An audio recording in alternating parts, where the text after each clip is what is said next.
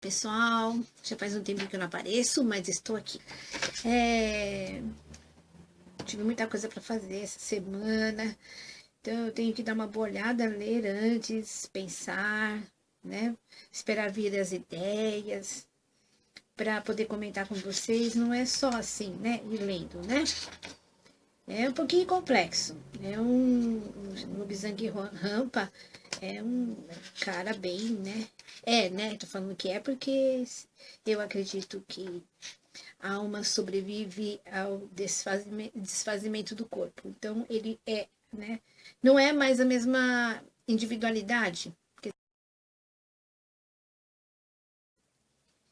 Quando nós desencarnamos, quando nós estamos já lá do outro lado, nós recuperamos as lembranças, as recordações de várias de nossas vidas passadas, principalmente daquelas que mais nos marcaram. Então, nós recuperamos as lembranças, né? Então, deixamos de ser só aquela individualidade que acabou de desencarnar e começamos a lembrar das outras individualidades, né? Que nós vestimos. Então, diz que há pessoas, por exemplo, que quando desencarnam, elas mudam um pouco a aparência delas. Porque se elas tiveram uma vida anterior ou uma mais antiga que marcou elas demais, elas vão, o corpo espiritual vai tomando a aparência daquela personalidade, né? que ela tinha, com o corpo que ela tinha, a fisionomia daquele corpo que ela tinha, que mais marcou o mental, o emocional dela, dessa pessoa. Porque o nosso corpo espiritual, ele é muito plástico. Ele responde imediatamente ao nosso mental. Não é como o nosso corpo físico. O nosso corpo físico, ele também responde ao nosso mental. Nós não percebemos, mas ele responde também. Só que é bem mais lento.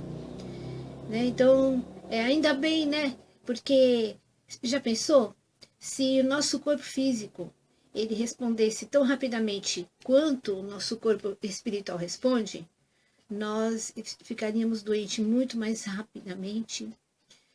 Seria mais sofrimento para nós. Né? Então é bom que o nosso corpo físico ele dá um pouquinho mais de trabalho para o nosso mental, para responder ao que a gente está pensando, às nossas emoções, às nossas visualizações, né?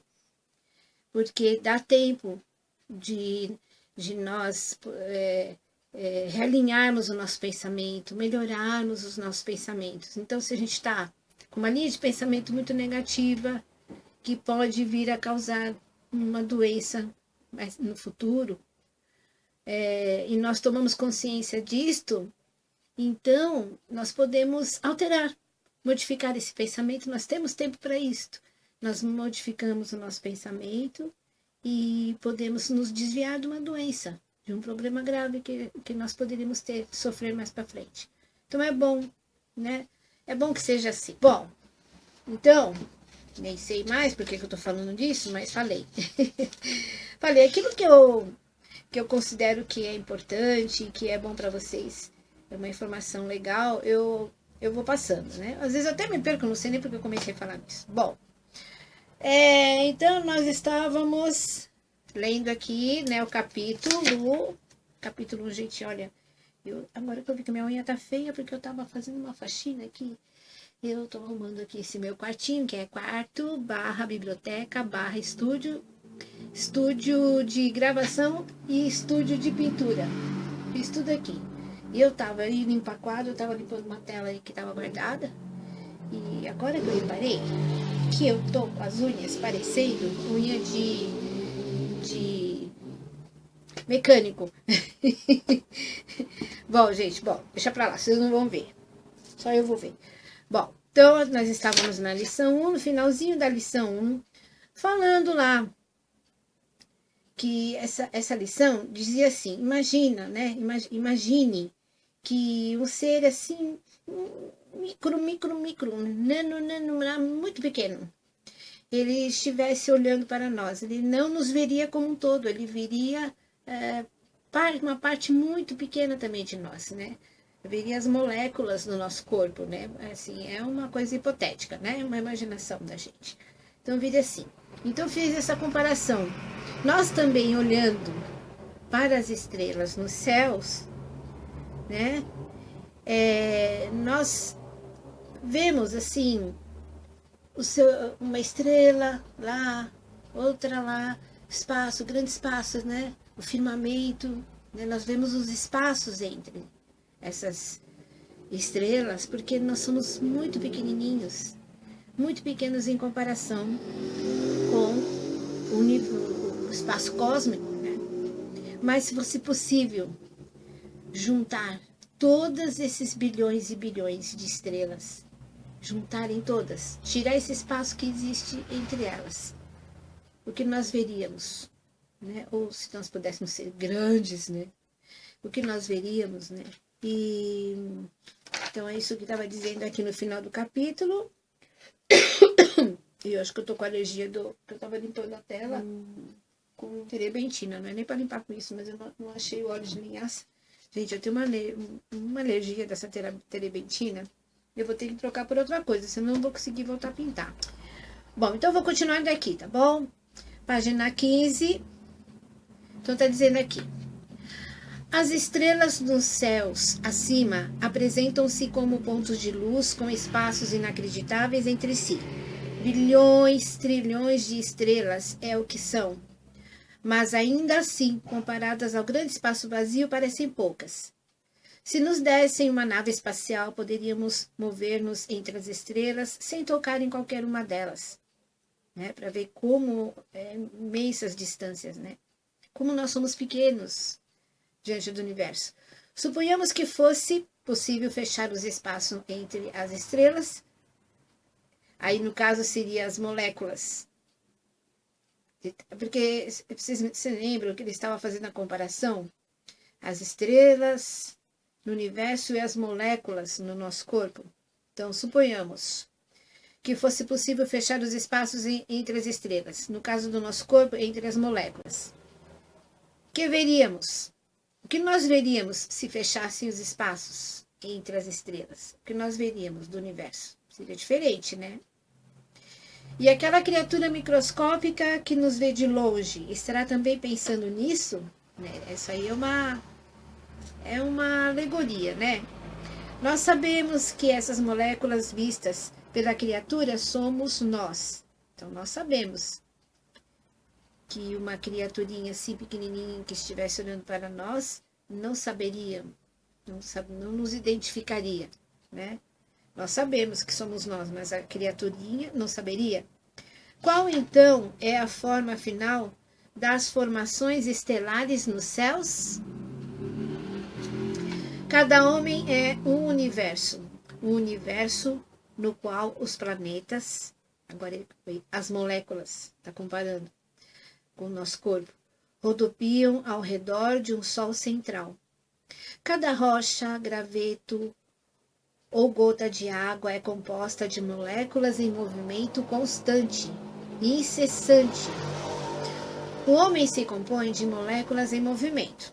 Sim, as moléculas do nosso corpo estão em movimento, não estão paradas. Parece que estão paradas, mas não estão, porque elas são tão pequenas que nós não conseguimos observá-las. Mas elas estão em movimento. Esse movimento gera uma forma de eletricidade, que unindo-se à eletricidade proporcionada pelo nosso eu maior, forma a vida senciente. Senciente é o que tem consciência. Ao redor dos polos da Terra, tempestades magnéticas irrompem e brilham, dando origem à aurora boreal, com todas as suas luzes coloridas. Ao redor de todos os planetas e moléculas, as radiações magnéticas entrosam e interagem com outras radiações emanadas dos mundos. Aí, no caso das moléculas, emanadas também, energia emanada das moléculas vizinhas. Então, ele está falando isso aqui para mostrar que tudo está conectado. O isolamento é só aparente.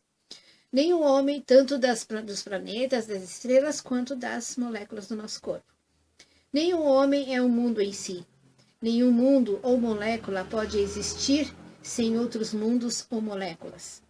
Todas as criaturas, mundos ou moléculas dependem da existência de outras criaturas, mundos ou moléculas para que sua própria existência possa continuar. Então, é uma simbiose, é uma troca de energia. É porque é assim, né, gente? A gente sempre fala, os espiritualistas sempre falam, tudo é uma unidade, tudo interage, as forças se interagem, se completam, se estimulam umas às outras. Então, né, nada fica isolado, nada está isolado. Também devemos levar em conta o fato de que os grupos moleculares são de densidades diferentes e, na verdade, como conglomerados de estrelas girando no espaço. Em algumas partes do universo existem regiões povoadas por um número bastante pequeno de estrelas ou planetas ou mundos, qualquer que seja o nome dado por nós. Mas por todas as outras partes apresenta-se uma densidade considerável de planetas, como acontece, por exemplo, na Via Láctea. A Via Láctea é chamada de Via Láctea porque quando se olha assim, um céu límpido, né, aqui em São Paulo, por exemplo, né, no hemisfério sul, não sei se no hemisfério norte, acho que não, né, mas aqui no hemisfério sul,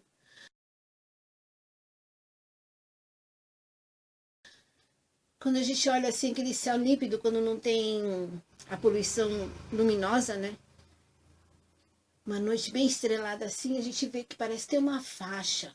Eu já vi. Agora eu não vejo mais, mas eu já vi isso. Parece ter um caminho assim no meio do céu, no alto. Porque assim, a gente vê que tem tanta estrelinha junto, tanta, que junto, né, entre aspas, que não estão juntas, né, parece, né. Elas estão separadas por milhões de quilômetros, né. Então, mas assim, ao nosso olho, a impressão que a gente tem que... então, o brilho delas se soma, então fica mais claro aquele lugar, né? Então parece um caminho, então é chamado de via, quer dizer caminho, né? E láctea vem de leite, que é branco. Nome antigo, né? Então a Via Láctea, bom, aqui onde que eu estou, eu tenho que deixar minha regrinha aqui, senão eu me perco. A Via Láctea, por exemplo, na Via Láctea, deixa eu ler o trechinho de novo. Mas por todas as outras partes apresenta-se uma densidade considerável de planetas, como acontece, por exemplo, na Via Láctea. De modo bastante parecido, a rocha, agora ele vai comparar com a rocha, né? Pode representar uma constelação muito densa ou galáxia. Porque ele quer dizer assim, na rocha as moléculas estão mais juntas, mais próximas umas das outras. Por isso que a rocha parece tão maciça, né? Tão compacta. O ar é povoado por um número mais raro de moléculas, né? Os gases, né? É sabido que o ar, o oxigênio, os gases, as moléculas estão mais separadas. Na verdade, o ar passa por nós e passa pelos capilares dos nossos pulmões, indo ter a nossa corrente sanguínea. Além do ar, existe espaço onde há conglomerados de moléculas de hidrogênio amplamente dispersas. Além do ar... Ixi, meu Deus do céu, agora aqui eu não entendi nada que ele falou aqui, meu Deus, peraí. Ixi, meu Deus, vocês entenderam isso aqui, gente? Vocês entenderam isso aqui? Além do ar, que além do ar?